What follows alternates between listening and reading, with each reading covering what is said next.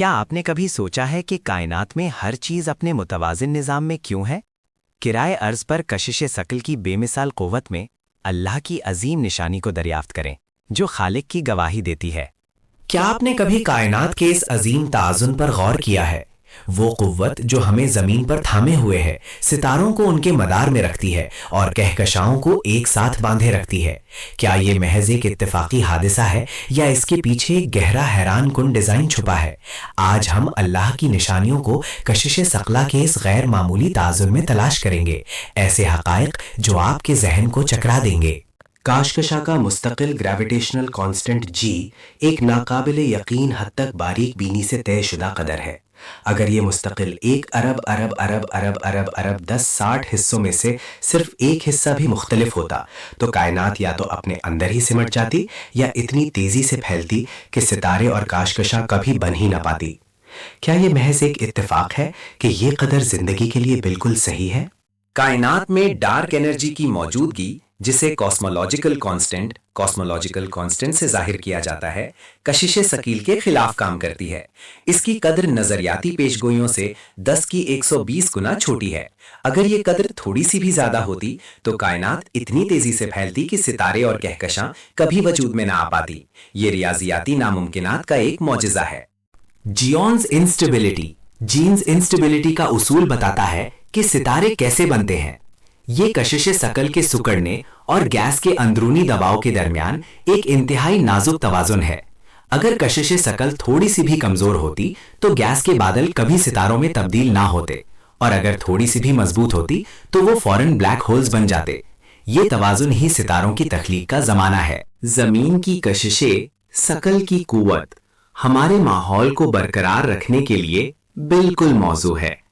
یہ اتنی مضبوط ہے کہ آکسیجن اور نائٹروجن جیسی گیسوں کو خلا میں فرار ہونے سے روکتی ہے، لیکن اتنی کمزور ہے کہ ہلکی گیسوں جیسے ہائیڈروجن کو آہستہ آہستہ فرار ہونے دیتی ہے، جس سے زمین پر پانی کا چکر اور زندگی ممکن ہوتی ہے۔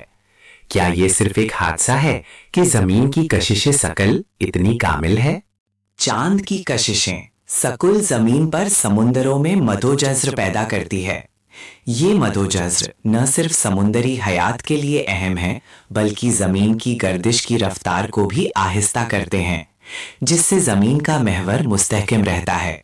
یہ استحکام موسمیاتی تبدیلیوں کو کنٹرول کرتا ہے اور زندگی کے لیے سازگار حالات پیدا کرتا ہے۔ کیا یہ ایک بے مقصد نظام ہے؟ ہمارے جسم میں ہڈیوں کی کثافت بون ڈینسٹی براہ راست کشش ثقل سے متاثر ہوتی ہے۔ وولف کا قانون وولفس لا بتاتا ہے کہ ہماری ہڈیاں کشش ثقل کے دباؤ کے مطابق خود کو ڈھالتی اور مضبوط کرتی ہیں۔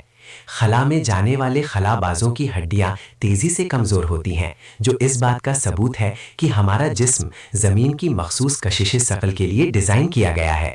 پودوں میں گریویٹروپزم کا عمل، جس کے تحت جڑیں زمین کی طرف اور تنے سورج کی طرف بڑھتے ہیں، کشش ثقل کی انتہائی حساسیت کا مظہر ہے۔ پودوں کے خلیوں میں سٹیٹولتس نامی ذرات کشش ثقل کی سمت کا پتہ لگاتے ہیں اور پودے کو صحیح سمت میں بڑھنے کی ہدایت دیتے ہیں۔ یہ ایک ایسا پیچیدہ نظام ہے جو محض اتفاق سے وجود میں نہیں آ سکتا۔ انسانی دل کا خون پمپ کرنے کا نظام کشش ثقل کے خلاف کام کرنے کے لیے حیرت انگیز طور پر ڈیزائن کیا گیا ہے۔ دل کو اتنا دباؤ پیدا کرنا پڑتا ہے کہ خون دماغ تک پہنچ سکے، لیکن اتنا زیادہ نہیں کہ نازک رگوں کو نقصان پہنچائے۔ یہ دباؤ ایک پیچیدہ فیڈ بیک سسٹم کے ذریعے برقرار رہتا ہے جو کشش ثقل کے اثرات کو مد نظر رکھتا ہے۔ کہکشاؤں کی ساخت، خاص طور پر سرپل کہکشاؤں کے بازو، کشش ثقل کی کثافت کی لہروں ڈینسٹی ویوز کے ذریعے برقرار رہتے ہیں۔ یہ بازو مستقل نہیں ہوتے بلکہ ستاروں اور گیس کے ٹریفک جام ہوتے ہیں جو کشش ثقل کے پیچیدہ تعاملات کی وجہ سے بنتے اور بگڑتے رہتے ہیں، جس سے نئے ستاروں کی پیدائش کا عمل جاری رہتا ہے۔ پروٹون اور الیکٹران کے ماس کا تناسب تقریباً 1836 گنا کشش ثقیل کے ذریعے مادے کی تشکیل میں اہم کردار ادا کرتا ہے۔ اگر یہ تناسب تھوڑا سا بھی مختلف ہوتا تو ایٹم غیر مستحکم ہوتے، کیمیائی بندھن نہ بن پاتے اور پانی یا پیچیدہ سلامات کا وجود ناممکن ہوتا، جس کے نتیجے میں زندگی کا کوئی امکان نہ ہوتا۔ چندر شیکھر کی حد चंद्रशेखर लिमिट जो कि एक 4 शमसी मास है, सफेद बौने सितारों के इस्तेहकाम की आखिरी हद है। ये कशिश सकिल और इलेक्ट्रॉन डीजेनरेसी प्रेशर के दरमियान एक कामिल ताजुन है। अगर ये हद मुख्तलिफ होती तो सितारों का चक्कर, भारी अनासिर की तख्लीक और सुपरनोवा के जरिए इन अनासिर का कायनात में बिखरना मुमकिन ना होता, जो जिंदगी के लिए जरूरी है। कशिश सकल की क़ुव्वत दीगर बुनियादी क़ुव्वतों जैसे बरकी मिक़नातीसी क़ुव्वत और मजबूत जौहरी क़ुव्वत के मुकाबले में इंतहाई कमज़ोर है। ये तवाज़न बहुत अहम है। अगर कशिश सकल थोड़ी सी भी मजबूत होती तो सितारे बहुत तेज़ी से जल जाते, और अगर कमज़ोर होती तो कहकशां एक साथ ना रह पाती। ये निस्बत ज़िंदगी के लिए बिल्कुल सही है। ब्लैक होल्स की तश्कील के लिए कशिश सकाल की एक मखसूस हद दरकार होती है। जब किसी सितारे का कोर तकरीबन 3 शमसी मास से ज्यादा हो जाता है तो कशिश सकाल न्यूट्रॉन डिजेनरेसी प्रेशर पर गालिब आ जाती है और ब्लैक होल बनता है।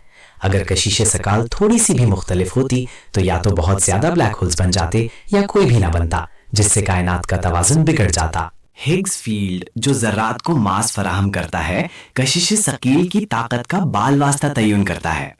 अगर हिग्स फील्ड का कपलिंग कांस्टेंट मुख्तलिफ होता तो ज़र्रात का मास मुख्तलिफ होता, जिससे कशिश सकील की ताकत बदल जाती और मुस्तहकम एटमों या पेचीदा केमिस्ट्री का वजूद नामुमकिन हो जाता।